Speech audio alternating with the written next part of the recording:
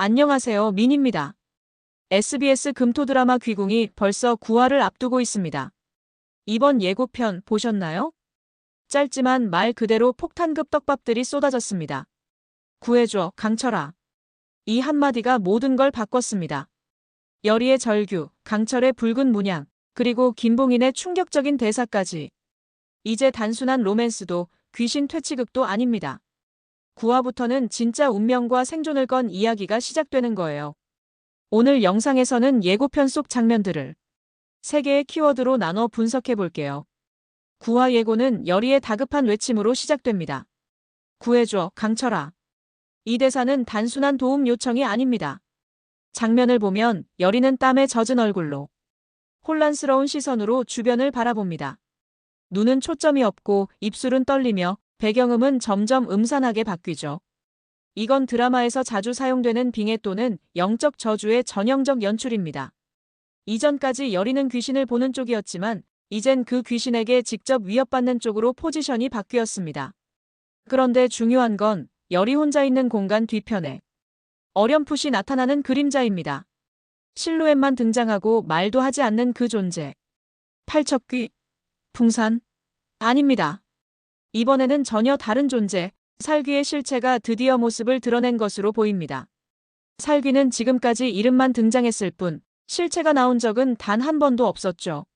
하지만 이번 예고에서는 마치 감시자처럼 여리를 멀리서 바라보는 방식으로 표현됩니다. 그리고 여리의 몸이 서서히 굳어갑니다. 움직이지 못하고 목소리도 점점 사라지는 듯한 흐름. 이건 흔히 말하는 귀신에게 잠식당하는 단계입니다.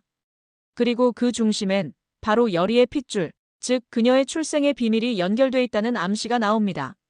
그렇다면 살귀는 왜 하필 여리를 노릴까요? 여리는 귀신과 연결된 혈통이다. 아니면 그녀 안에 무언가를 봉인하고 있다. 혹은 살귀의 과거와 연결된 전생을 가졌을 가능성. 이 3가지 중 어떤 것이든 이제 여리는 단순한 귀신 보는 캐릭터가 아닙니다. 귀신에게 필요한 존재, 혹은 귀신이 꺼내고 싶은 존재로 설정이 강화되는 거죠.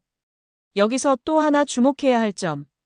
강철은 이 위기 상황에 함께 있지 않습니다. 예고에선 여리가 위협을 받는 순간 강철은 전혀 다른 공간에 있습니다. 지켜줄 수 없는 거리. 너무 늦은 도움. 도착했지만 이미 사라진 그녀. 이건 드라마에서 자주 쓰이는 감정 유발 장치입니다. 시청자에게 답답함, 안타까움, 분노를 동시에 유발합니다. 그리고 강철의 감정 폭발 능력 각성으로 이어지는 흐름이 되죠. 여리의 위기는 단순한 죽음이 아닙니다. 그녀의 정체성과 기억이 모두 뒤바뀔 수 있는 굉장히 중요한 분기점이에요. 만약 살귀가 여리를 빙의시킨다면, 여리가 자신을 잃고 살귀의 인형처럼 조종당하게 된다면, 시청자 입장에서 충격적이면서도 전개상 매우 큰 임팩트가 되겠죠. 마지막으로 여리의 눈빛. 처음에는 공포에 질린 눈, 하지만 예고 마지막에는 잠시 그 눈이 무표정하게 정지된 상태로 클로즈업 됩니다. 이건 매우 의미심장합니다. 살아있지만 의식이 사라진 상태. 혹은 이미 다른 존재가 그녀 안에 들어왔다는 상징. 이 장면으로 인해 시청자들 사이에서는 여리 빙의설, 여리 정체 폭로설, 여리 잠시 사망설까지 떠오르고 있습니다. 요약하면 구해줘. 강철아, 여리의 목숨이 진짜 위태로움. 정체불명의 그림자 살귀의 실체 첫 등장. 여리의 피와 연결된 전생저주 떡밥. 강철은 현장에 없고 구조는 지연됨. 마지막 장면 여리의 의식이 사라지거나 다른 존재로 대체된 암시. 예고편 중반 강철은 무릎을 꿇고 고통스러운 표정으로 등장합니다. 숨을 몰아쉬며 자신의 손을 바라보는 그 모습. 처음 보면 능력을 잃었구나 라고 생각할 수 있습니다. 실제로 지난 8화까지 강철은 점점 불안정해지고 있었죠. 하지만 이번엔 다릅니다. 바로 그 순간 강철의 손바닥에 붉은 문양이 떠오릅니다. 이건 매우 상징적인 장면이에요. 귀궁 세계관에서 붉은 빛은 단순한 피, 상처의 의미를 넘어서 신성, 계승자, 각성의 코드를 상징합니다. 즉, 강철이 지금 겪고 있는 고통은 능력의 소멸이 아니라 완전히 새로운 능력의 각성 과정일 수 있다는 뜻입니다. 여기서 우리는 강철이라는 캐릭터의 지난 흐름을 복기해봐야 해요. 그는 처음부터 퇴마사로 등장했지만 실제로는 제대로 귀신과 싸우지 못했죠. 풍산에게 휘둘리고 퇴마 도구를 다룰 줄도 몰랐으며 자신이 가진 신의 후계자라는 정체성조차 받아들이지 못했습니다. 하지만 열이가 위험에 처하고 그녀의 절규가 들리기 시작하면서 강철은 달라집니다. 이건 매우 전형적인 히어로 각성의 공식입니다. 고통받는 사랑하는 사람, 그 앞에서 무력한 자신, 그로 인한 분노와 결심, 봉인됐던 힘의 폭발. 예고편에서 강철의 손에 떠오른 문양은 이제껏 등장하지 않았던 시각적 효과입니다. 즉, 이건 단순한 상징이 아니라 스토리상 완전히 다른 능력의 시작을 의미합니다. 특히 강철의 주변 배경이 흔들리고 카메라가 아래에서 위로 치솟듯이 움직이는 연출은 그가 이제 곧 싸울 준비가 되었다는 걸 시청자에게 강하게 전달합니다. 그가 문양을 확인한 뒤 다시 눈을 치켜뜨고 어딘가를 바라보는 장면. 그 눈빛은 확실히 바뀌어 있습니다. 공포와 회피에서 분노와 결단으로 바뀐 눈. 그는 이제 도망치지 않습니다. 열의를 지키기 위해서, 살기와 싸우기 위해서, 그리고 자신의 신의 자격을 증명하기 위해서. 이제 그는 스스로를 믿기 시작한 전사로 변하고 있습니다. 여기서 한 가지 흥미로운 해석이 가능합니다.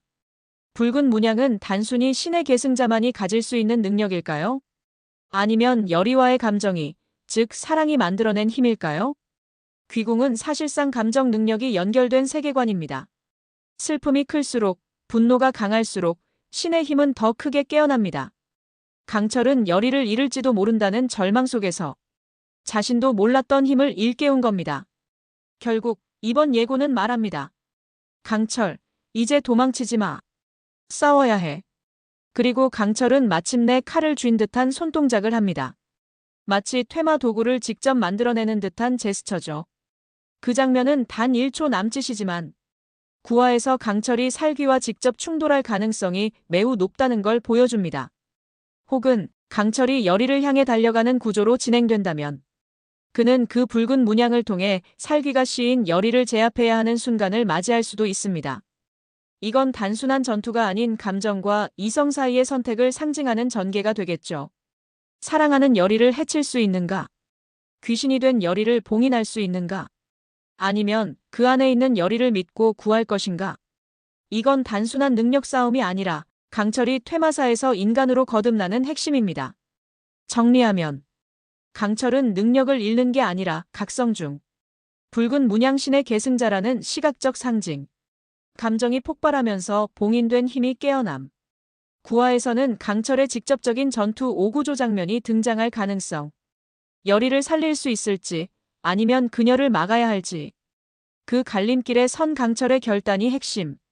다음 파트에서는 이 모든 사건의 연결고리이자 이번 예고편에서 가장 강력한 떡밥. 넙덕년 핏줄이라고. 김봉인의 이 한마디를 중심으로 열의의 정체와 궁안의 균열을 분석해보겠습니다. 이번 9화 예고편의 가장 충격적인 장면이자 스토리를 완전히 뒤흔든 대사. 바로 이 한마디입니다. 넙덕년 핏줄이라고. 이 대사는 예고편에서 아주 짧게, 그것도 김봉인이 혼잣말처럼 뱉는 장면으로 등장하지만 그 파급력은 상당합니다. 지금까지 열의는 귀신을 보는 능력자였고 때로는 감정적으로 흔들리기도 하는 평범한 주인공처럼 그려졌습니다. 하지만 김봉인의 이 말 한마디로 그녀의 출생, 혈통, 정체성 자체가 완전히 다른 차원으로 확장되기 시작한 겁니다. 이 장면에서 김봉인의 표정은 놀람보단 확신에 가깝습니다. 드디어 알게 됐다가 아니라 역시 그 피었군 같은 뉘앙스. 즉, 그는 열의의 정체를 이미 알고 있었고 이제 그걸 행동으로 옮기겠다는 태도를 드러내고 있습니다. 열의의 정체가 무엇이길래 이렇게까지 경계받는 걸까요? 지금까지의 떡밥들을 정리해보면 열의는 어릴 때부터 귀신을 보는 능력을 가졌고 그녀를 둘러싼 인물들이 자꾸 사라지거나 죽었으며 신과 귀신 양쪽 모두에게 끌리는 존재로 암시돼 왔습니다. 이걸 단순한 운명이나 능력으로 보기엔 무리가 있죠. 결국 열의 안에는 무언가 더 깊은 피의 비밀이 숨겨져 있는 겁니다. 그럼 김봉인이 말한 핏줄은 어떤 의미일까요? 가능성 1. 열의는 살귀의 후손. 살귀는 지금까지 본체가 등장하지 않았습니다. 그 살귀가 과거에 인간과 연을 맺었고 그 피가 지금까지 내려와서 여리에게 도달했을 수도 있다는 설정. 가능성 2. 여리는 신의 혈통. 반대로 여리는 귀신을 없애기 위해 선택된 신의 딸일 수도 있습니다. 김봉희는 그걸 알고 오히려 제거하려는 쪽에 서 있는 인물일 수도 있죠. 가능성 3. 여리는 살귀와 신의 피가 동시에 흐르는 혼혈. 이건 극단적이지만 아주 흥미로운 설정입니다. 그래서 양쪽에서 모두 그녀를 노리고 있는 거죠. 이렇게 보면 김봉희는 단순한 궁궐 내 권력자라기보다는 살귀나 팔척귀 쪽과 연결된 인간 대표일 가능성이 큽니다. 귀신과 손을 잡았지만 인간의 얼굴을 하고 있는 자.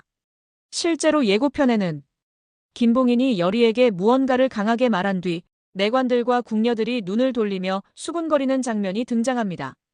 이는 여리의 정체가 궁궐 안에 퍼지는 전환점이라는 의미입니다. 여기서 중요한 건 이 장면이 단순한 드러남이 아니라 배척으로 이어질 수 있다는 점입니다. 여리는 사람들의 시선 속에서 점점 고립될 것입니다. 그리고 그 틈을 타서 살귀는 더욱 가까이 다가오겠죠. 또 하나, 살귀는 단순히 사람을 공격하는 존재가 아니라 약한 틈으로 파고들며 서서히 잠식하는 존재입니다. 여리가 정체를 들키고 신뢰를 잃고 모든 사람에게서 의심받을 때가 바로 빙의되기 가장 쉬운 순간입니다. 그럼 강철은 이 상황에서 어떤 입장일까요? 예고에서는 강철이 여리를 향해 고통 속에서 손을 뻗는 듯한 장면이 나옵니다. 그는 여리를 믿고 지키고 싶지만 주변에선 그 아이는 귀신의 딸이라는 말이 돌아다니고 내부에서조차 강철마저 위험해질 수 있다는 경고가 나오겠죠. 여기에 강철이 각성한 붉은 문양까지 더해지면 그 문양은 귀신을 정화하는 힘이 될 수도 있지만 반대로 여리를 해칠 수도 있는 위험한 능력입니다. 결국 강철은 선택해야 합니다. 여리를 믿고 끝까지 함께 싸울 것인가? 아니면 그녀를 막아야 할 대상으로 바라볼 것인가? 이게 바로 구화의 핵심 갈등 포인트입니다. 그리고 그 한가운데 서 있는 인물, 바로 김봉인입니다. 그는 여리를 향해 감정도 연민도 없이 핏줄이 문제야. 지금 없어져야 해. 이런 메시지를 전달할 가능성이 큽니다. 이건 단순한 욕설이 아니라 계획된 제거 작업일 수도 있어요. 정리하자면 넙덕년 핏줄 여리의 출생떡밥이 본격 터진 순간 김봉희는 이미 그녀의 정체를 알고 있었고 감시 중. 궁 내부에서 여리는 고립되며 살귀의 타겟이 됨. 강철은 여리를 믿을 것인지 봉인할 것인지 선택의 기로. 구화는 이 모든 흐름이 충돌하는 회차가 될 가능성이 큼. 지금까지 귀궁 구화 예고편을 분석해봤습니다. 여리의 절규, 강철의 각성, 김봉인의 폭로. 이 세 가지가 동시에 터지는 이번 화는 단순한 귀신 퇴치극이 아닌 진짜 스토리의 전환점이 될 가능성이 큽니다. 이제 여리는 누구이고 강철은 무엇을 선택할지 살귀는 어떤 방식으로 드러날지 모든 게 맞물려 돌아가기 시작했죠. 여러분은 어떻게 예상하시나요? 댓글로 여러분의 분석도 함께 공유해주세요. 영상이 유익하셨다면 구독, 좋아요, 알림 설정까지 부탁드립니다. 우리는 구화 본방 리뷰 영상에서 다시 만나요. 지금까지 민이었습니다. 안녕.